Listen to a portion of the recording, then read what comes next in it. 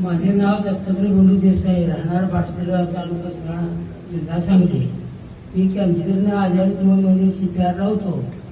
आजारी असताना डॉक्टरने सांगितले की आता काय कॅन्सर बरा होत नाही, तेव्हा तुम्ही घरी नाही याला आणि खाऊ पिऊ आला काय सगळं तिरून सगळं काय. मी घरी आलो.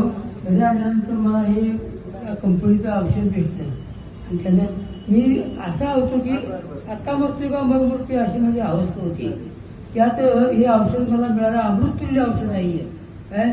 प्रत्येकानं हे औषध घ्यावं आणि आपलं जीवन हे सुंदर बनवावं एवढीच माझी इच्छा आहे काय. मग मी चांगला झाल्यानंतर मी सगळीकडे हे प्रसार केला. माझ्या गावात बरेच लोकांनी असं औषध घेतलं.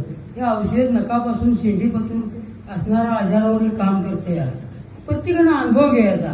मी कॅन्सरवर जर असणार मोठ्या रोगावर हे जलद काम करते. या बारक्या रोगावर हळूहळू काम करते. काय तर सर्वांच्या शरीराचा आजार आहे. कोरोनासारखा महाआजार प्रत्येकाला आहेच, नाही असं नाही. तेव्हा सर्वांनी औषध चालू करावं आणि घ्यावं अशीच माझी इच्छा आहे.